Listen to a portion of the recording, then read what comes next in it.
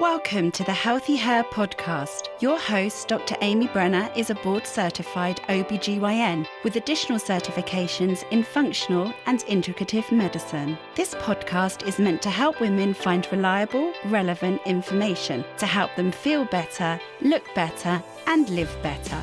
Here you will hear in-depth information about hormones, sexual medicine, aesthetics, cosmetic gynecology, and functional medicine.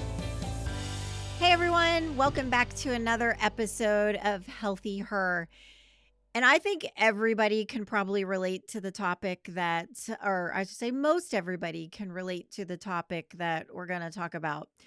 We're going to talk about stress eating and stress eating when you're trying to lose weight. And I bet most people can relate to this. So if you've ever been under stress and started craving all those feel-good things that taste good and make you feel good in the moment, you're going to want to stay tuned and listen to the rest of this episode, because stress eating is a pretty common experience and can really be sometimes worse in women because of our hormone fluctuations and our do-it-all kind of mentality. So today we have Dr. Melo, and we're going to talk about trying to change our mindset and trying to change our eating habits. So thanks for joining us, Dr. Melo. So everybody usually has a story of how did this become your interest, and how did you go from medical school and residency to having a focus on stress eating? Yeah, thank you.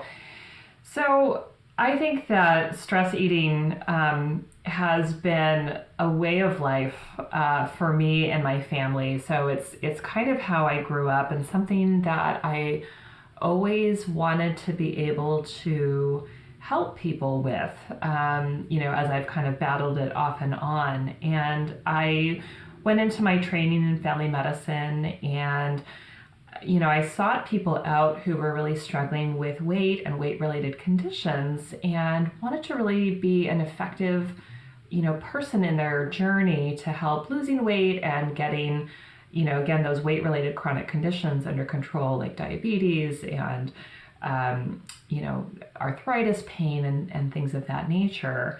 And I found that my basic medical training and my family medicine training, we were taught, some basic principles of weight management, and we were taught all the harms that, obesity could potentially, bring to a person's health. But we were given very little practical advice on how do you actually help people move the needle. And so after being in family medicine for 10 years, I then went on to get obesity medicine board certified, and I completed that at the beginning of 2021. Oh, congratulations. And, yeah, thank you. It was my little pandemic side project. Yeah, it's a lot of work to go back and get an additional board certification. So yeah. Good for you. Well, physicians are really good at taking tests. But, even with the obesity medicine certification, I found that I was still missing some of those really practical tools. It's one thing to have knowledge about how our bodies work and our hormones and our physiology. It's quite another to really be able to help people manage their behaviors. And so much of the work when we're trying to manage our weight is managing those behaviors, which includes being in touch with our emotions and being aware of, the actions we're taking. And that's really where my coaching training came in. And that's where I am today, is really using both my medical knowledge of obesity and obesity-related health conditions, as well as the coaching behavioral thought feeling tools. Yeah.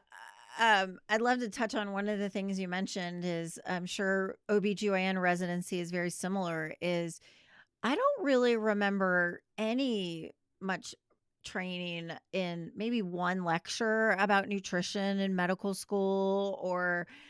I think prior to starting this practice, at my old practice when I was doing traditional OB-GYN, is when people talk to me about weight, I mean, my solution was, well, you need to eat less and exercise more. Right. Calories in, calories out. Yeah. And that was all I had to say is, and don't eat fast food. And, and that was about the only advice I was able to give people, which I look back, I'm like, that was pretty lame. Yeah. And, I think in part, some of that speaks to the experience of who was sort of creating that educational experience. And, I'll say, kind of in my training environment, it was a lot of older white men who had never struggled with their weight. And, them sort of passing down this idea of, well, you just need to eat less and move more. And it's just not so simple as that for so many reasons, as many women experience. And I'd really love to see that attitude change, because we do know from obesity medicine studies that simple sort of calorie restriction model isn't actually a sustainable pattern for most people. There's some truth to the idea that we need to pay attention to how we're eating, how much, maybe what time of day that we're eating, but it's just not as simple as just cut down calories. Right. And I definitely have patients that, they can do good, or quote, air quotes, good of eating the right things, and then maybe get an email late at night, have an argument with a family member, just laying in bed, and then they're just like, screw it. I'm going to see what's in the pantry. And then you just undo days worth of, quote, being good. And Absolutely. Absolutely. And, that's a very common pattern that we can, quote unquote, do the right thing through much of the day. And then we reach the end of the day and, those stressful things could happen, or we could just feel exhausted from the day. And, if you've got little children and putting them to bed and, kind of all those things. And, for so many women who, are working a job and caregiving for the people in their lives, whether again, that's, children or, their spouse or partner or pets or, their parents or things like that, we give and give, and we tend not to be taking any moments for ourselves to enjoy, to connect, to listen to our own needs. And so we get to the end of the day feeling pretty neglected. And that also makes it easier to turn to food and say, well, I was so good all day. I didn't have anything good happen to me today. I did all this work for all these other people. I deserve a treat. And, suddenly we're knee deep in the cookies or whatever we have in the cabinet, with this real lack of awareness of how did we get here? What's the science? Is there any science behind that, of like what's going on hormonally or chemically, that all those bad things just make you feel better in the moment? Well, there's a wonderful concept that I'll share with you and your listeners of, dopamine is this reward hormone that's in our brains, right? And so we do something that brings us pleasure, our brain gets a hit of dopamine and, we feel good and we want more of that thing. And, from an evolutionary perspective, if we found, a bush full of ripe berries, they're sweet, they give us a hit of dopamine, we would feel good about that. We would, go ahead and pick all the berries and eat them while they're fresh and delicious, and, maybe dry some out for later in the year. And that would be a natural way to stimulate us to do this activity, which benefits our survival. And today we have many different of these very concentrated forms of food and other addictive substances. So, we've got refined sugar, we've got refined flour, you can take caffeine pills and, these other sorts of highly rewarding substances, and we get a huge hit of dopamine from that. And that dopamine reinforces the behavior that, hey, cookies will make me feel good. Ice cream will make me feel good. And So, especially when we're in that kind of diet mentality and we're working so hard taking care of all the other people and doing our jobs and things, and we're not taking moments of enjoyment or pleasure outside of food. And then we turn to these really strong dopamine triggers, and we don't have anything else to rely on. It's like we're not getting our dopamine from anywhere else because we're so used to turning to sugar and flour and those substances. And so when we're dieting or restricting, we've just cut out pleasure from our life. Yeah. Because we're so conditioned to taking it from, flour and sugar. It's no wonder that dieting, that restriction is so hard, right? We can do it for a little while, but then all of a sudden we're like, my life is joyless right now because I've just taken away, that one little piece of enjoyment I used to have, which is, the chocolate at the end of the night. Are there any healthy ways to increase your dopamine level when you are having those kinds of, I need chocolate to make me feel better right now? Yeah, I think, what it takes is doing a little pre-planning. So, for example, coming up with a list of things that really you enjoy and you comfort, and you might include, some foods that you can enjoy in small quantities on that list, but also non-food sources of pleasure. So, taking a bath, taking a walk outside, in beautiful weather, calling a friend, cuddling with someone or a pet. Those things are natural sources of dopamine release for us, but so often we're either too busy and we feel like we don't have time for those things, and we certainly don't do them intentionally. So we're getting too few of those natural sort of releases of dopamine, and then we feel really dependent on those strong surges that we get from sugar. Yeah. So your suggestion is make a list of the things you like to do that make you feel good that are non-food. What are some of the foods that would be better choices if you're like, but I'm hungry? Right. And that's great, of but course, I'm hungry. Where I'm hungry, fruit is a natural source of dopamine, a natural source of sugar, and can give you that dopamine release. And it has the benefit of having, a lot of water and some fiber with it. So it can contribute to fullness. And, better than fruit alone is fruit in combination with some fat or some protein, which helps to slow digestion. So if you were at the end of the day and you really truly feel in your stomach that you're hungry and you're craving something, we're kind of hitting strawberry season where I am. So, a nice bowl of ripe strawberries, maybe with a little bit of, of whipped cream on top, for that fat component. When we think about, kind of our weight, a dessert like that, something that's going to give us some, water and fiber in addition to some fat, is going to be a much better choice than, cookies or ice cream or something like that. That's, again, that sort of concentrated flour and sugar. Yeah, that's a great treat.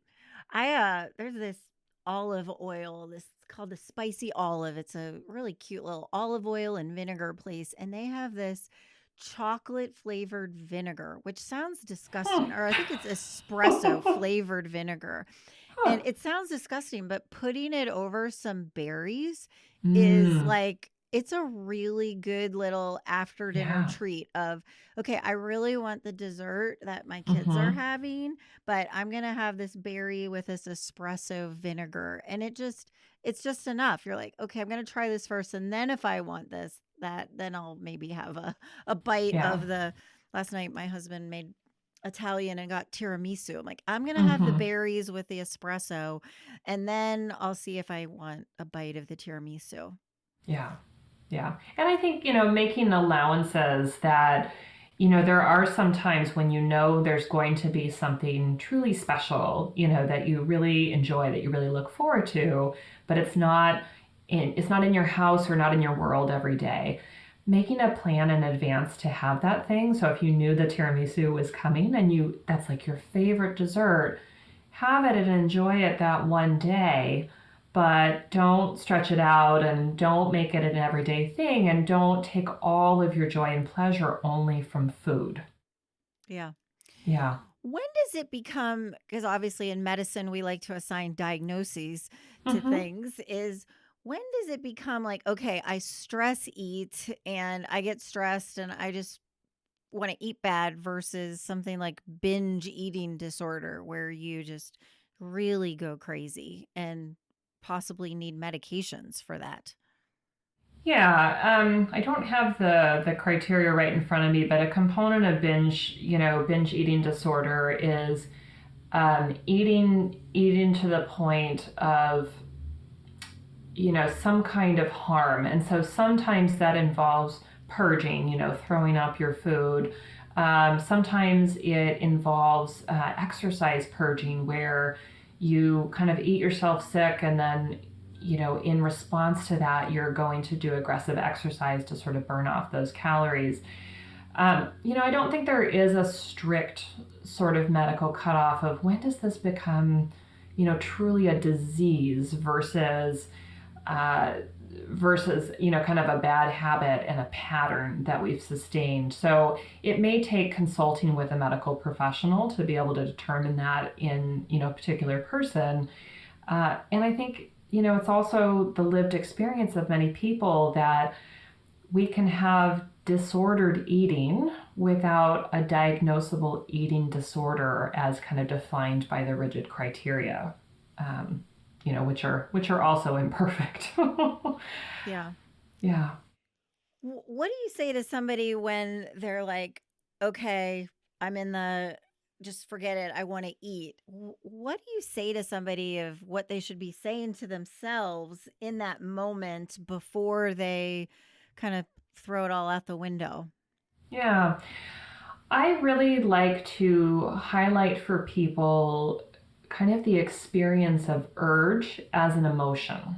So often in those moments, we feel a strong urge to eat something, usually like a particular thing, like an urge to eat chocolate or an urge to eat chips or something. And because urge is such a strong human emotion, we often feel really compelled towards it, like it's life threatening not to respond. And many of us try to pretend that we are not feeling an urge. We try and resist it as much as possible, and that tends to make urge feel stronger.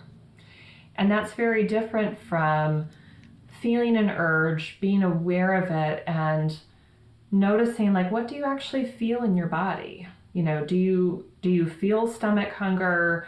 Is your mouth watering thinking about that food? Like, what are those physical sensations that are in your body, so that you have a lot of awareness of what that experience is like? And can you sit with those feelings and acknowledge to yourself, yep, I'm feeling an urge. I really feel a strong urge to eat blah, blah, blah. And I'm going to sit with this feeling for 5 minutes. I'm not going to try and fight it. I'm not going to say that it's not there. I'm just going to allow it to be here for the next 5 minutes, and, set a timer. And a lot of times what happens is, we can sort of be in a lot more awareness of what the physical sensations are and the thoughts going through our mind, but the intensity of it fades, and it can fade as fast as 30 seconds or 90 seconds or a few minutes. And often when we've allowed that urge to be there for 5 minutes, it's not still there when that timer goes off. And that's not 100% of the time, but starting to give yourself some space when you frequently cope with urges like that really allows you to understand that urge feels very important, but you totally survive even when you just allow the urge to be there. When you acknowledge it, say, yep, I'm having a strong urge to eat that thing, and you just let it be. Because, again, when we're fighting with that feeling and pretending it's not there, it comes back stronger. At what But point allowing do the emotion. people need to? Because I think most people can relate to this. Like, yeah, I eat when I'm stressed, or Mm-hmm. it I just do it. I know I do it. I need to stop doing it. Mm-hmm. Because on the flip side, everybody has stress. Like, you're Mm-hmm. not saying like eliminate your stress. Um, like, Boy, yeah, that would be a good business model. I know, right? Like, you have But the solution to eliminate stress. But at what point does somebody need to seek out professional help, like somebody like yourself? And on that note, like, what do you do in your practice to help people that this is a main component of why they're, overweight, have diabetes, hmm all the things that go with, poor food choices? Yeah. So, that's really where working through, the mindset is so helpful because, of course, I could hand somebody a list of actions like eat this, don't eat that, start eating at this time of day and stop eating at that time of day. But we're missing the mark there in terms of those emotional sort of realities that cause us to go off the plan, that cause us to have those urges to eat. And so for a lot of people, it's reconnecting, kind of with understanding their emotions, understanding the thoughts that drive the emotions, and getting really clear on those things. And once we understand our feelings better and we can start to play around with how do I change the way I think about myself, my eating, my relationship with food, my body, trying to lose weight, then we can really start to get much more clear on how we're going to be able to move forward for an individual person. So understanding very clearly the emotions, for example, that might cause you to eat, and having a strategy of like, okay, I tend to eat when I'm feeling very stressed or very anxious. What is another way that I can cope with that stress and anxiety? Like actual things I could do, such as going for a walk, such as calling, a friend or my mom, having that list available so that it's an easy choice, right? Because food is often an easy choice, right? We're surrounded by food, we have to eat food. But if I have other easy choices that are more in alignment with what my goals are, then I'm creating an opportunity for myself to have a different experience and a more successful way to lose weight. Yeah. Do you think it helps? I think it helps of really working with a specialist or a provider to help you go through this, because I hear all the time from patients, I know what to do, I just can't hmm do it. Yeah. Yeah. And I think there's a variety. I think sometimes that can be, a medical professional. I think sometimes it can be, a coach who's specially trained to really sort of deal with that emotional component, or there are some wonderful therapists out there, who do a lot of work with people around food and eating and relationship with food. So, it kind of depends on the exact factors for a person, but I do think that working, with someone either one-on-one or in a group tends to be more successful than when we go it alone.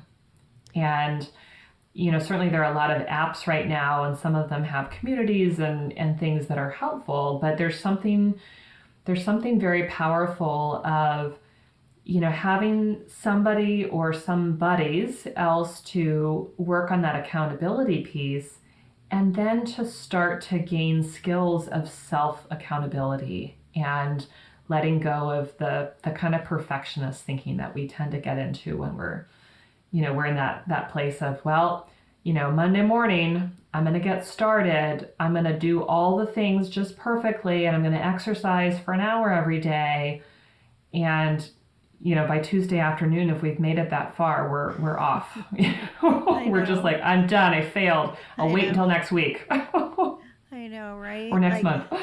yeah, I mean, I don't know how many times I've heard patients say, well, I know what to do, I just need to start. But, Mm-hmm. you know, it's interesting why eating became, started off of just, keeping you alive. And now there are Mm-hmm. just so many components of why you eat and how you eat and your relationship with food that it's just not that simple anymore.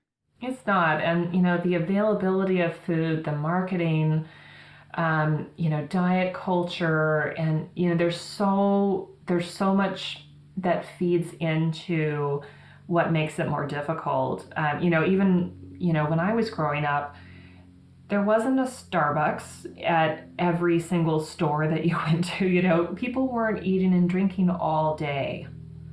And now that's the norm for so many, right? And so you eat your breakfast, you go to the grocery store or, shopping, and you get, a sugary drink probably, and then you eat lunch, and, then it's time for a snack. There's just food all day. Mm-hmm.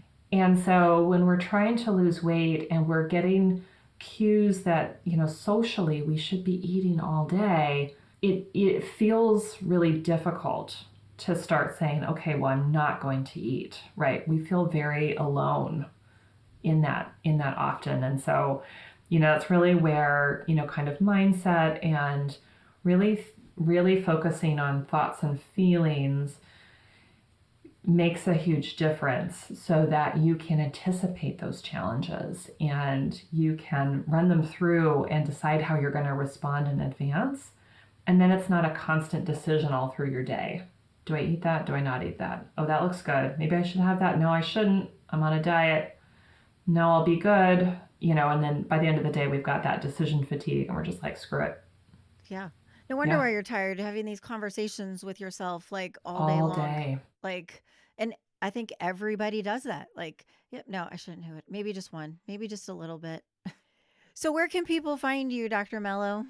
Yeah, so the easiest way to find me is through my website, which is www.healthierforgood.com. And you'll find information about my coaching, as well as I've got a weight loss course that's available for people to purchase.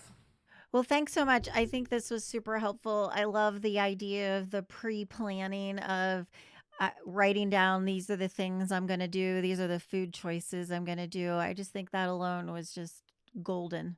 So thanks for the advice. Thanks for chatting with us today too. Yeah, thank you so much for having me. I've enjoyed our conversation.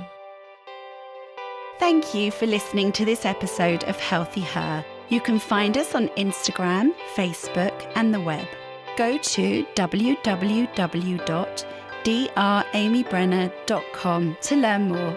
This podcast is for general information only and does not constitute as medical advice, the practice of medicine, nursing, or other healthcare services. No patient-physician relationship is formed.